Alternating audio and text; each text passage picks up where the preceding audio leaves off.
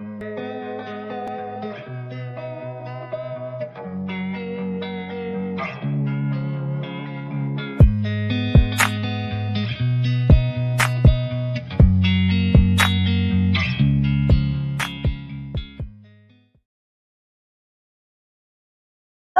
I think I might be having a little bit of sound problems, but we're going to go ahead and push on with it. This has been a little bit of an interesting day. We had a little bit of a switch up on guests. Our scheduled guest, Bruna Zip, could not be here today due to a family, well, I'm not sure what the emergency was, but I want to wish her the best, and that is okay because we are here to enjoy doing this show. The show is not for us. This is not the end of all life that we do this. And I also want to apologize today because it is hot. It is so hot. I am coming to you live from Brazil, and it is very, very hot right now. And I'm going to try to do something in this amazing heat. I'm going to try to do something different because that's a good idea, right? When I'm having tech issues this week. And the different thing I'm going to do is have a guest, an unusual guest. You either love him or hate him, it seems like right now, but a ChatGPT. I will be interviewing ChatGPT today as my guest. But first, a few announcements. One, I've got the poetry showcase, the poetry spotlight going on, which I really have enjoyed. The poets that have been submitting, it's been awesome.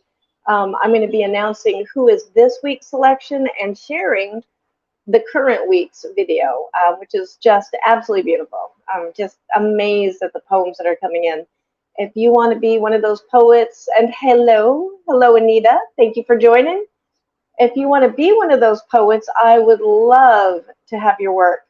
Just go to my blog, AngelaWiseSmith.com, and look for the Poetry Showcase tab, which is under Spilling the Ink, and submit your poetry. It can be an already published poem. It doesn't matter to me because the only thing I'm trying to do is showcase you. And then if your poem is selected, then you have a choice of reading it live if you want. Or I do a video, which is what you'll see later on today, where I actually add video and film and like a few little very basic special videos, I guess. I'm not sure. You can tell this is the non-movie person trying to talk about video, and so it's not good. I also have another announcement. Congratulations to the Pixel Project.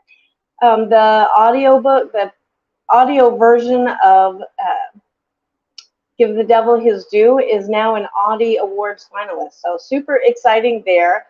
And coincidentally, I'm going to be doing a panel with Pixel Project, or the Read for Pixels Project, March 3rd. I will be announcing that on all the socials, and I will be there with the woman who read my story, Justice League, which is Kate Forbes. And I'm so impressed that she chose my story to read. She's the winner of 4 Earphones Awards for audiobook narrating. After she graduated from Sarah Lawrence College, where she was active in theater, she completed an MFA in New York University School of the Arts, and with this training, she launched into a successful acting career, which included winning a Theater World Award for her Broadway debut as Lady Teasel in The School for Scandal.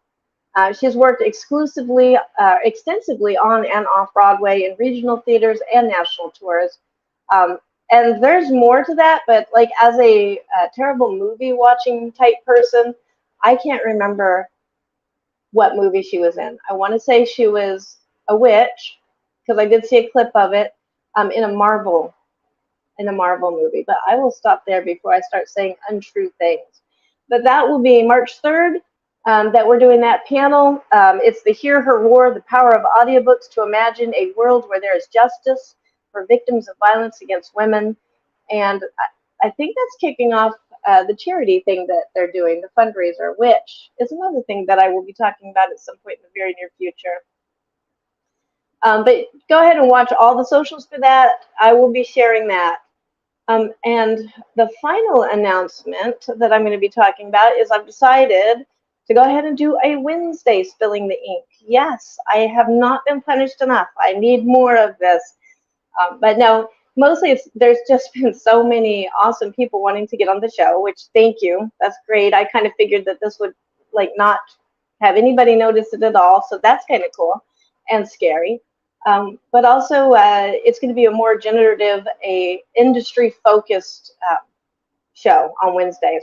Same time as this, 2 p.m. Central, if you're in Central Time Zone, we'll be doing another show. And this one, the first one on Wednesday, I will be sharing what I learned about ChatGPT through February. I've been running experiments all through February on my blog. If you'll notice, my blog posts have been a little bit off, a little bit bland maybe.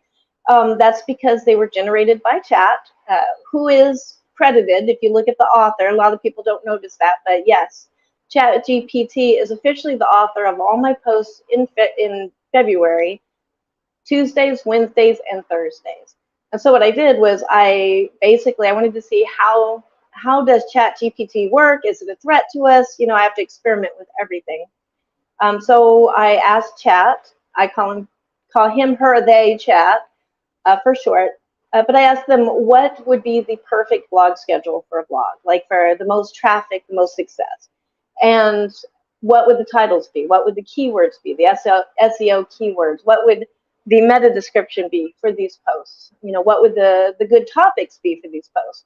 And I got a schedule. I let Chat actually write the posts out. So if you want to see what a AI generated post looks like, that is all the Tuesday through Thursday posts through February. And then some interesting things that came out of that. First, my traffic tripled without me doing anything. And that's also why I haven't been sharing posts, because I really don't want to skew the results. So I haven't been telling anybody about this experiment because I didn't want people to go over there to see what's going on and then mess up my results. So at first, the search results or whatever, my traffic skyrocketed without me doing anything, which is like pretty cool. But then I noticed they faded off. They came down to like more of a normal level towards probably after the first week, definitely by the second week, and now my traffic is pretty much the normal traffic that I've always had. Even though the same SEO is going on, all the tricks that Chat was telling me I need to do are happening. And this is my theory on why this is happening, or why this is the case. Because if you read those posts, they're so boring. AI is not very good at creative. It's not good at generating something interesting. It's really good at organizing and coming up with pulling the keywords and pulling the information out of something, but it's not very good at making something interesting. So I think what happens with this, and why we should not feel threatened, is everybody, you know, maybe I got a big increase in traffic, I got a big spike in traffic, but it couldn't be maintained because there's just not anything interesting to keep anybody that stumbles across my blog. So that was the month experiment, and I will be sharing much more on that on Wednesday. That'll be kicking off the new Wednesday Spilling the Ink show. But now let's get into ChatGPT, the surprise guest. It seems like lately, if ChatGPT comes up, people either absolutely love it or hate it. And so it's a little bit like politics now, or religion. It's starting to turn into one of the topics that you just don't discuss. But we're going to discuss it today. It kind of reminds me, I will be upfront, I like AI. I'm going to say I do think that AI has a valuable place for us. I think that we're going to learn to use it to help us. It's helped me this last month. Besides the terrible blog posts, I found other uses for it that I'll discuss. But regardless of whether you love it or hate it, I think it's here, and it's here to stay. And I just want to say, like, cell phones, I remember when cell phones came out, and there was a lot of people that were like, these are ridiculous, you know, nobody's going to need these, you know, they're going to ruin people, they're going to be dependent on cell phones. 5G internet, don't even get me started. The internet was also one of the ones that I can just remember a lot of people being upset about. I was never upset by the internet, but the first time I had internet, I do remember canceling it after 2 months and saying, what did we ever use this for? Why would we use this? We don't need this. So, but also, interestingly enough, the Gutenberg press was introduced to mixed results. A lot of people absolutely hated the Gutenberg press and felt like it threatened book creators. So there you go. If you agree with that or you don't, leave a comment in the comments below and let me know. But my thought is it's here, so we just have to figure out how to make use of this or protect ourselves from it. Which brings me to the threat. I'm not going to address what happened to Clarksworld this week because I don't know all the details. From my understanding, I guess I am addressing it, but I'm not going to address it into great detail because I just don't know. My understanding, though, is that Clarksworld got hit with a ton of AI submissions and now have to close submissions for right now while they figure out how to sort out the AI submissions from that. And where this is scary to me as a publisher, and I know a lot of people don't realize this,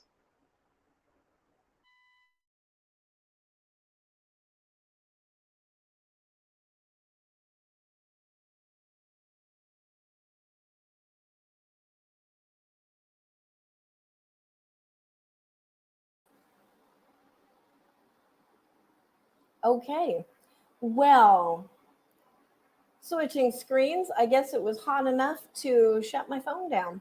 So that's not good. Anyways, I mentioned I'm in Brazil, right? So let me put this down on the floor. I did have something new I was going to try. We're still going to do ChatGPT, but we're going to do it a little bit of a different way now. I was going to try to use my phone and be all fancy. Obviously, that's not going to work. But going back to what I was saying about the Clarksworld incident, where this is scary to me as a, oh, and I guess I can see my comments better. Sorry, Anita. Yes, I was trying to use my phone as a camera, and that apparently did not work very well in this heat. But it, like I said, it is pretty hot. I am holding back the expletives for how hot it is. I never close that curtain behind me. I am today because it's pretty hot. But going to Clarksworld, one of the ways this is very scary for me is as a publisher for Space and Time magazine, I don't know what Clarksworld or anybody else uses for their submissions grinder, but we use Duosuma and we pay 18 cents a submission. So if you submit a story or a poem, we're paying 18 cents for it, which really isn't much, and it's worth it. And people can tip if they want, and not everybody does. It's actually not very common at all. But that helps offset the cost, which is fantastic, and we're always appreciative of that. Does not affect your chances of getting published or not at all. I want to make that clear. But it's just, we appreciate the help, but it does cost 18 cents a submission. And there is always this little bit of fear in me that we will open up submissions and I will get spammed in the middle of the night and wind up having 10,000 submissions times 0.18 cents. That's a little bit scary. I would be asking Duosuma to please have mercy on me at that point. Because, you know, the magazine pays for itself mostly, we'll say. So I'm not sure if that's also a part of what happened with Clarksworld, but it wasn't good. They got hit with a ton of AIs. And so that has kind of rippled through the whole publishing industry. How is that going to change things is a good question. One of the ways I think it's going to change things is by having publishers create closed communities, and submissions come from the closed community. The communities will be free to join. Anybody can join the communities, but the members of the community will be vetted. And that way you're somewhat protected. Like that would be a pretty good protection against having a bunch of AI submissions come in like that and just shutting down your whole system. That's unfortunate. That's honestly unfortunate, but the gaming industry has been doing that for quite a while. They usually use Discord servers for this because they've had issues with trolls forever. I mean, we're kind of lucky, I think, in the publishing and writing industry that we're just now coming across some of these problems. So that's actually something I'm looking at right now is how do I best form a somewhat closed community. Like I said, it would be free for everybody to join, but it would just be vetted. So we don't have just random spammers being able to come in and submit 30,000 submissions in a night, and therefore absolutely bankrupting us. So that's, again, something I'm looking at myself. I'm sure a lot of publishers are doing this.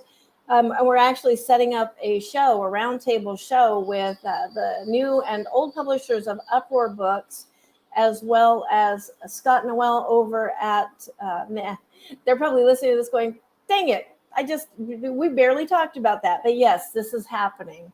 And Scott Noel over at Dreamforge. And we're going to get together and we're going to talk about some of these issues and AI in general. And, whether we need to start closing off our communities. But that's another thing. And that will probably be discussed this Wednesday in further detail, as well as I do my whole revealing how the AI experiments turned out. The big question on everybody's mind, I think, is, will AI like ChatGPT replace writers? And I'm going to tell you, after dealing with this for a month and running ChatGPT through all sorts of tests, we're safe. We are absolutely safe. I know ChatGPT well enough now to call ChatGPT chat and have a light crush on ChatGPT, but we're safe as writers. There we go. We have a comment from AF Stewart. She just read an article today from publishers discussing options, and some were talking about submission fees. Yeah, and that is also a thing. And that is such a sticky point, because right now I'm a writer and a publisher. As a writer, I hate submission fees. I usually will refuse to submit anything if I have to pay a fee. I mean, that's just ingrained into us. When I first started submitting, I was basically told by everybody, you don't pay to be published. That's a scam. That's vanity publishing, yada, yada, yada. I'm sure you've heard all of these things too. But if we have to turn to that, I mean, there's going to be people that will not turn to that. So that's going to be interesting. I really think that the closed community is going to be a good solution, but I don't want to do anything until I really do a lot of research. So, but yeah, this is a really big, there's many things shaking up the industry right now. And I have to say, I'm excited about it, because we're pretty much in like the Wild West. I mean, publishing for this last decade has completely upended. I don't know if it's ever been upended so chaotically since maybe the Gutenberg press. I love it. I mean, with chaos, it allows everything to shift around and change. I mean, could be bad for me, could be good for me. I don't know. I mean, that's for any of us. I mean, it's how we're going to react to it, which is one reason why I like to do a lot of experimentation and education, because that's how we beat the system or stay afloat or survive. I mean, that's my opinion. So, but going back to chat, as I said, I've been doing a lot of experiments on this, and I want to talk about some of the benefits of it. Some of the negatives were, well, negative / good for us writers, is that chat is a terrible poet. We're going to be experimenting with that in a little bit. Chat writes a very bland flash fiction. What can chat do that's good? I asked chat to help me organize a nonfiction book outline. Bam. It probably would have taken me several weeks to put together this outline for this nonfiction book I'm working on. Chat pretty much had it done in 30 seconds. That's pretty awesome. Is it cheating to have somebody organize your things? I don't see it that way. We have assistants. I could see paying an assistant to do this, except that I don't have money for an assistant. Like that, I could see using Google. I don't see why chat is necessarily different from Google for tools like that. So personally, I have no problem with that. Though I realize there's the huge love, hate, anger, pitchforks happening right now, probably. For me, even admitting that chat has some benefits, because I have just heard a lot of anger this week as I have broached using AI. AI Chat is also fantastic for research. It's basically an interactive browser. So earlier today, and I'm going to show you these results.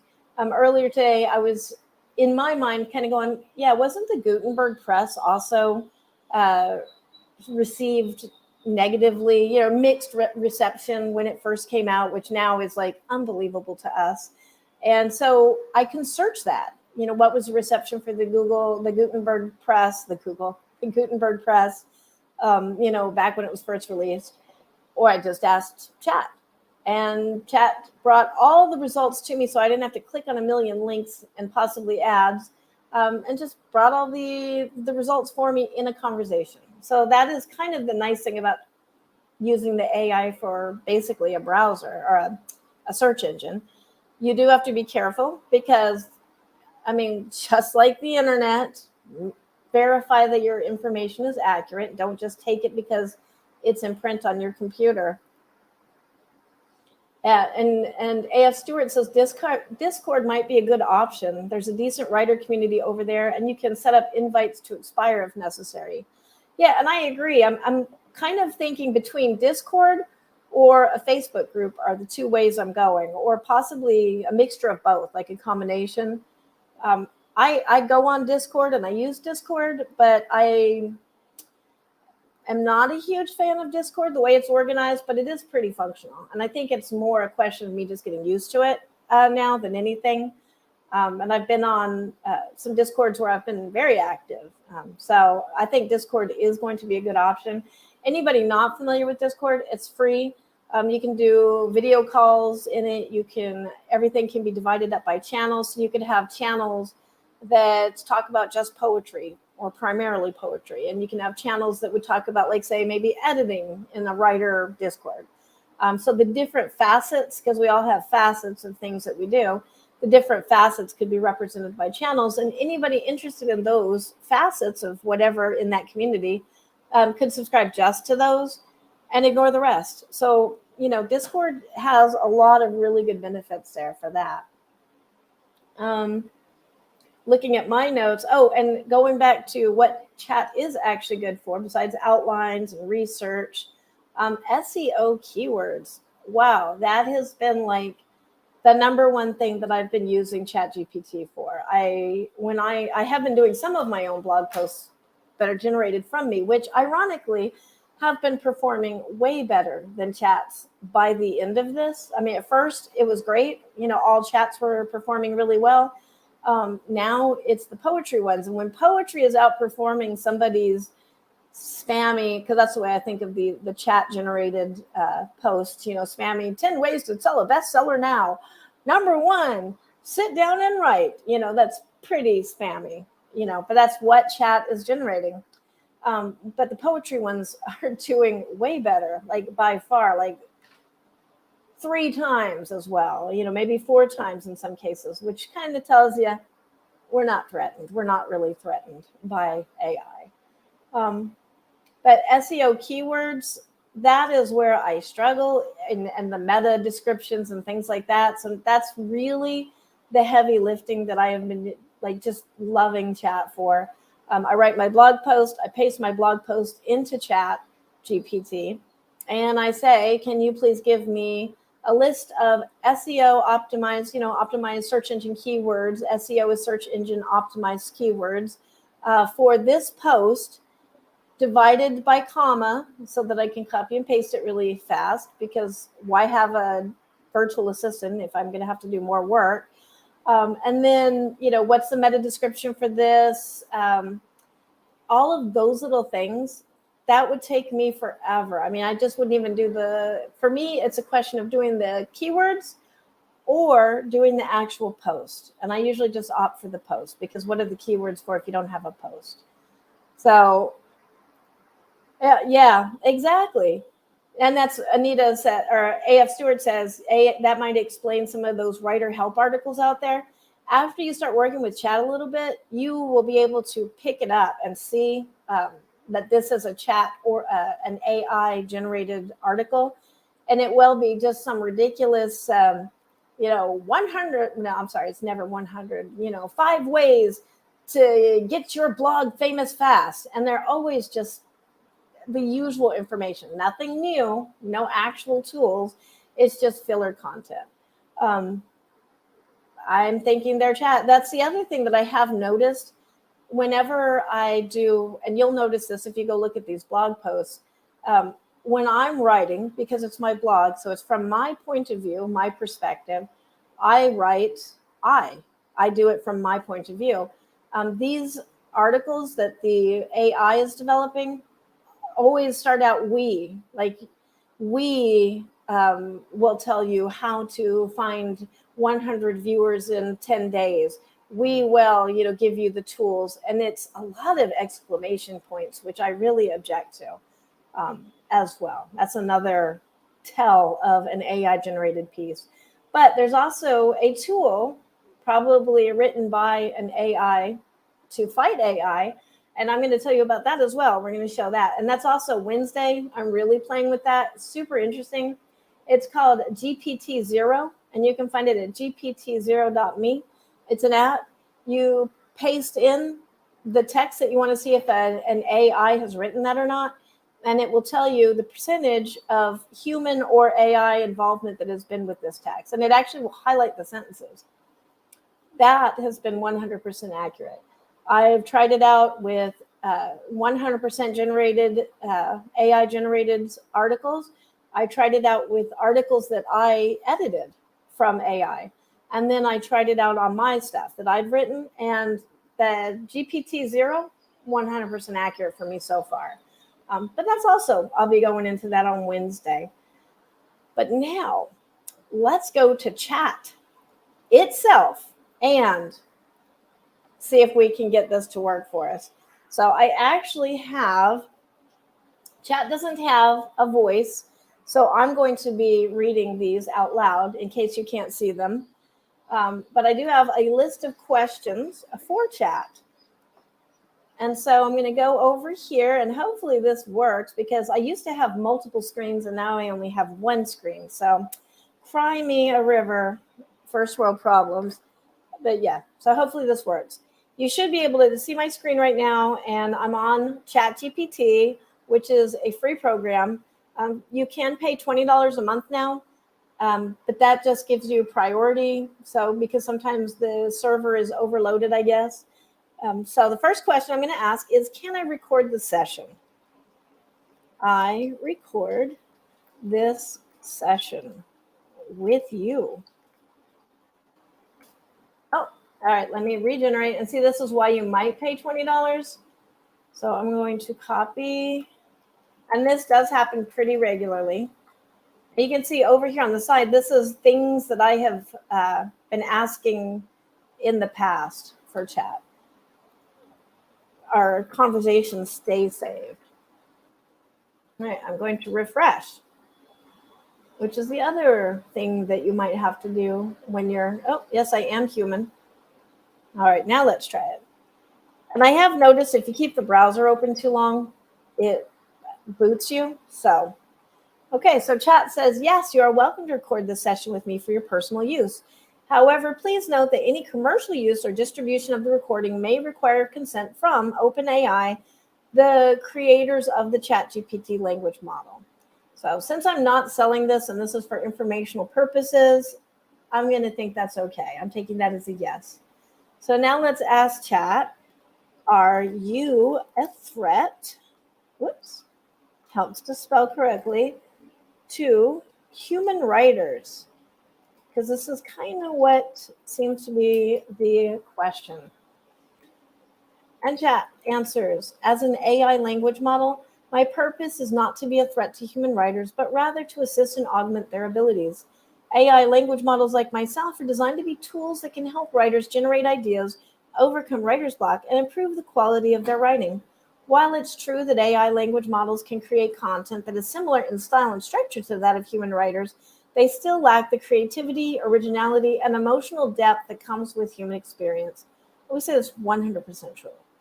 Additionally, AI-generated content still requires human oversight to ensure accuracy, relevance, and ethical considerations. Ultimately, I believe that AI language models and human writers can coexist and work together to create more compelling and informative content. And I agree with that. 100%, because really, I don't know, if anybody is writing stuff and thinking they're going to make a bundle of money using AI, yeah, I just don't see that. I don't know why anybody would buy those stories. So let's ask this is another hot topic that I see. And I apologize, I cannot see chat now. So I'm going to go through these questions and then I'm going to go back and look at chat. Well, let's ask, who owns the copyright of material generated by ChatGPT? Because that seems to be another question bouncing all over the place, and I've seen multiple answers. I already know the answer because I've already researched this, but let's see what chat says. Who owns the copyright for material generated in this platform? We'll say platform. Copyright ownership of material generated in this platform depends on the specific platform or application being used.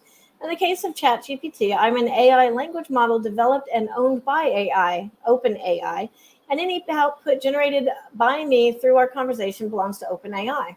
However, it's important to note that the content generated through our conversation may also include input and contributions from you, the user.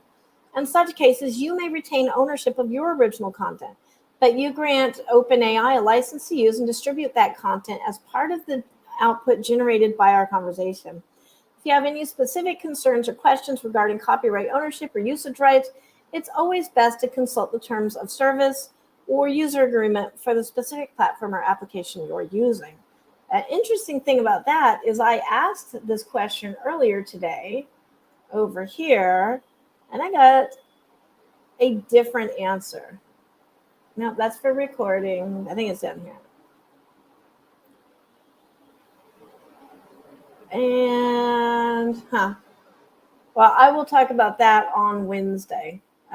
We'll go over that in Wednesday in more detail, because, yes, I actually got a different answer from chat about who owns the copyright. Okay, so let's ask, how can I tell if writing is human or AI generated?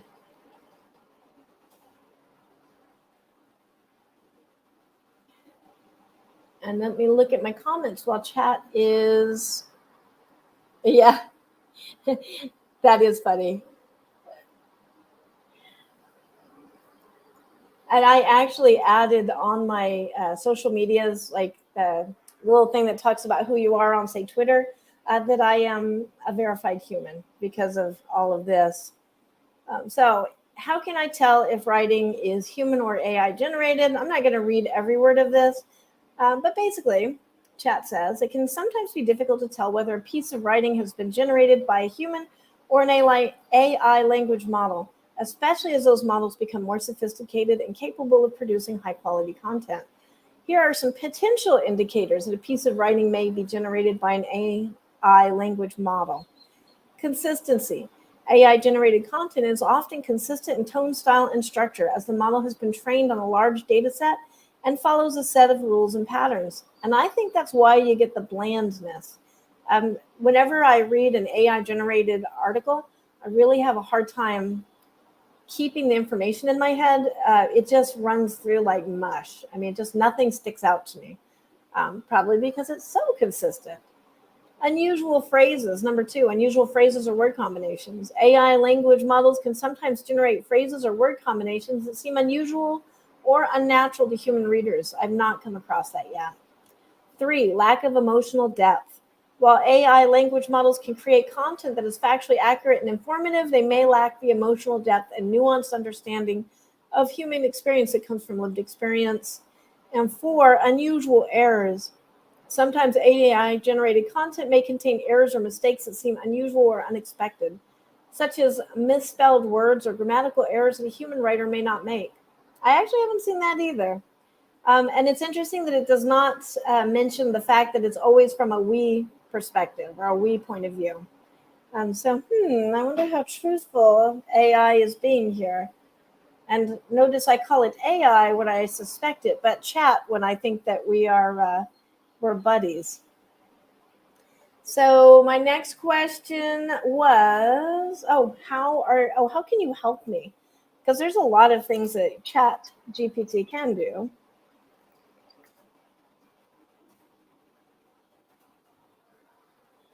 So let me see what time it is while he's thinking. Okay, so an AI model can help in several different ways, answering questions. This is true. Generating ideas. Also true. I have asked like things like, what would be an effective logo for yada yada yada yada yada, like a YouTube show. That's actually not the spilling the ink logo, but specifically exercise your rights is also. It started out as my HWA Horror Writers Association newsletter column, and I asked what would a good logo be, and it said perhaps like a pin, maybe a spider crawling around in the logo somewhere. Um, I added the blood splotch instead of ink because I just thought that seemed good. But yeah, it's probably one of the nicest logos I've ever designed. And I brainstormed with chat. That column, by the way, thanks to Anton Kanker's typo, is now going to be called Exorcise Your Rights for the HWA after this month, because this month's already turned in. But yeah, I thought that was funny.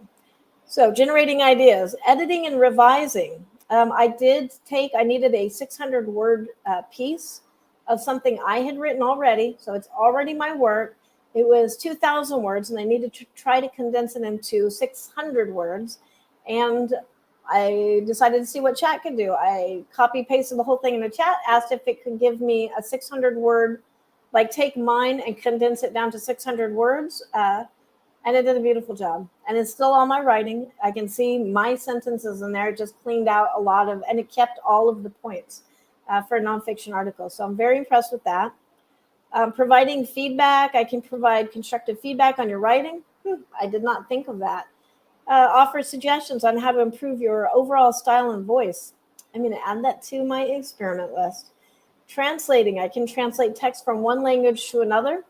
I didn't think of that. I'm going to experiment with that. And chatting is a language model. I can engage in natural language conversations with you, which can be helpful when you're looking for somebody to talk to or bounce ideas off of. I will say, when I have chat open in a separate window and I'm writing something, I have started asking questions like what's another word for such and such? And then chat will give me a bunch of words. What is, like, I can't, that's basically what I've used it for, when I'm chatting. But yeah, so yeah, I do totally see the chatting thing. It's much nicer than going to Google and clicking open the thesaurus, and then typing in the word. So much easier and more enjoyable. So now let's ask chat, can you explain poetry?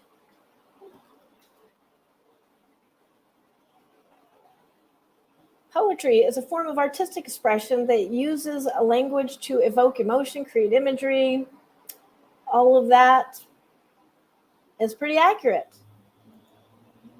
Now we can say, can you explain poetry in the language of a cowboy?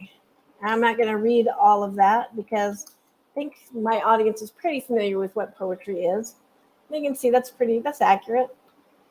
So, like a cowboy, though, well, partner, poetry is just like the music of the prairie. It's a way of using words to tell a story or paint a picture, just like how a good cowboy song can make you feel like you're out on the range, riding free. In poetry, we use special words and phrases that help us create vivid images in the reader's mind. It's like lassoing a thought. All right, I actually like that. Or feeling and bringing it to life on the page. And just like how a cowboy needs to know how to ride a horse and use a lasso, a poet needs to know how to use things like rhyme and rhythm to make their words really sing. So interesting. And then here is where you can see you're not threatened as a writer. Can you write a poem about the night? We'll just say something very bland. All right. When the sun goes down and darkness falls, the world is transformed into something new. The stars come out and the moon calls, and the night becomes a canvas deep in blue. The city lights flicker like distant stars as the night creatures begin to stir and prowl. The air is cool and the breeze whispers, a lullaby for the world to sleep and howl. In the night, talk about those nuances. In the night, our fears and dreams take flight, and the boundaries between real. I bet Chat can speak better when Chat gets a voice. And the boundaries between reality and fantasy blur. We wander in the shadows, seeking our light, as we search for meaning, purpose, and cure. Yet in the stillness of the night, there is a magic that can't be denied, a sense of wonder, a sense of right, as we gaze upon the universe open and wide. So let us embrace the night's mystery and might, and see what wonders the darkness can provide. So there's that. I mean, I guess it's an okay poem. That's one of the better poems that I've seen Chat formulate. So how about, and I do see we're almost out of time, and there is going to be more experimentation on Wednesday, but much more focused. How about a flash? Can you write a 100-word story, we'll say flash, about a vampire, a dog, a vampire better not eat that dog, and the moon? Let's see what happens. Moon rose high in sky. A vampire stirred from his slumber in an old abandoned castle. He was hungry, and his thirst for blood was growing stronger by the minute. Better not touch that dog. As he made his way through the dark, winding hallways, he suddenly heard a low growl. Looking down, he saw a scrappy little dog staring up at him, baring its teeth. The vampire chuckled and bent down to pet the dog, but as he did, he felt a sharp pain in his leg. The dog had bitten him. See? Exclamation points. The vampire recoiled in surprise, but then something even stranger happened. The dog began to change. Its eyes glowed a bright yellow and its fur turned jet black. It was a werewolf. The vampire smiled. This would be a hunt like no other. Not quite sure what's going to happen next. So that was a flash. And then, final question. How was the Gutenberg press? Not sure if I'm spelling this right.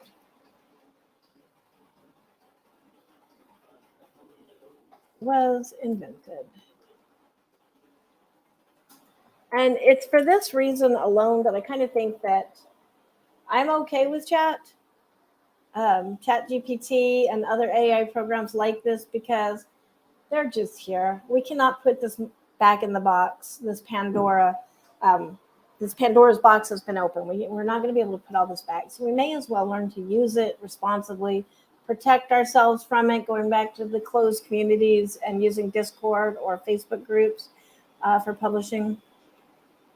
So when the Gutenberg press was invented in the mid-15th century, it revolutionized the printing industry and had a profound impact on the dissemination of knowledge and ideas throughout Europe.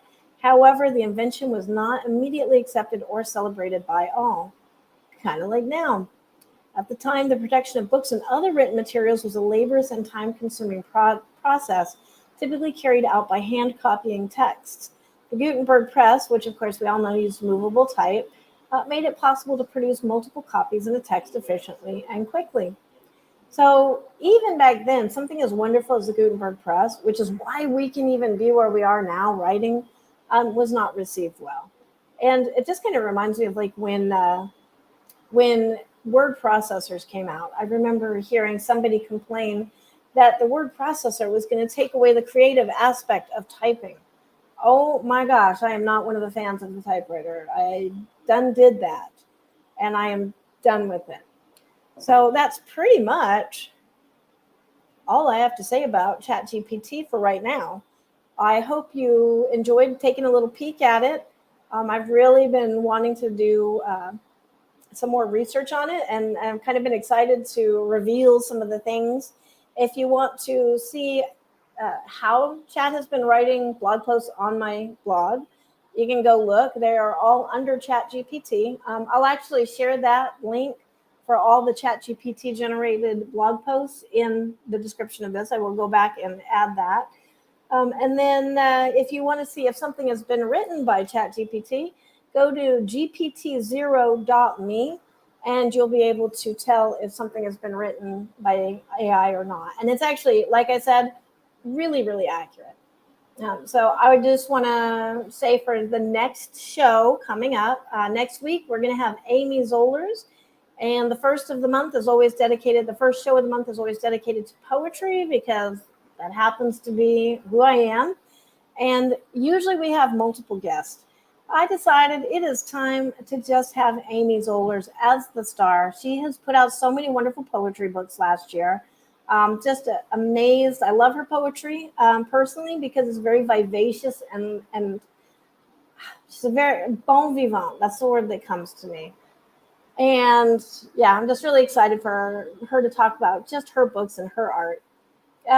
We also have coming up on March 11th, A.S. Stewart, who's in our audience right now, talking about how to be an indie author.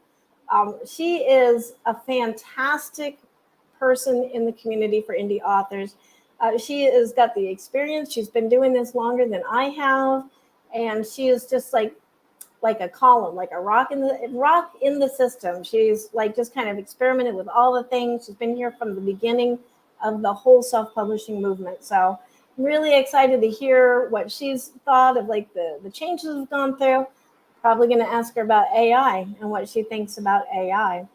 And then on the 18th, we have Daniel M. Kimmel talking about, he's a movie critic. And so he's going to be telling us what it is like to criticize as a profession. And then on March 25th, we have Amanda Hayden, who is a professor and a poet. And she's going to be talking about sauntering, which is like, as far as I can tell, the art of traveling slowly for the enjoyment of it. So I'm really excited about that. And then following up for the next first of the month poetry show, we have Colleen Anderson, the president of the Science Fiction Poetry Association, as our guest. But for now, it is time to let you know who is the poet of the week for the Poetry Spotlight. And that would be Maxwell I. Gold, who is actually a really good friend of mine. We've done a poetry book together recently, Mobius Lyrics. And I just did the foreword for his upcoming Bleeding Rainbows, which, talk about some heat. Not safe for work, I'll just say that. It's a great poetry collection, but don't bring it to work and let everybody look over your shoulders. His poem is The Gates of Catharion, and that will be the video ending next week. And that was originally published in Weird Tales Magazine number 366, the Sword and Sorcery issue. So we're going to have some swords and sorcery in that video, I'm sure. Reading that will be Ryan Ozzie Smith, also my husband. So that will be really fun. I'm really looking forward to that. And now it's time for the poet from this week, which is Naomi Simone Borwein. And she is reading her poem, Free Fall in the Nth Extinction. And if you, again, would like to submit a poem, go to my blog, find the Poetry Spotlight link, send me poetry, please. I will either have you do a reading of it, or I will produce a video, which is what Naomi did this time. And thank you so much for joining us today. This poem closes the show for this week. I will see you, I almost said next week, but actually this Wednesday, where we'll be talking a lot more about AI and the publishing community and the effects of the publishing community. So thank you very much, everybody, and I will see you in a couple of days. And I hope you enjoy this poem. Free fall in the Nth Extinction. Blackout end. You're falling hard through the asphalt sky. Wind razor-sharp cutting, body corporeal howling. Hovering limbs starfished, pancaked, paragliding. Mind tearing. Age eroding around you. Your descent increasing exponentially. The patchwork landscape glistening Fabergé tissue. A quivering phosphorescent arc of flickering blue copper chloride, tracking this bird's eye view of the final fissure. Buried in the parched earth subductions, etched in spider vein fault lines, horrible cracking sparks. Beneath, precision, radiating walls of tsunamic waves in concentric circles. Shaking chemical colors intensifying, earthquake light flashes of cobalt lightning, electrical discharge aftershocks in the atmosphere. As you fall, backlit in cerulean clouds, your trajectory marking the line in thick jet sumi ink, dripping, chiboku strokes, stipple, dot, rest, full stop. Inter-red body of mangled dimensions, blackout and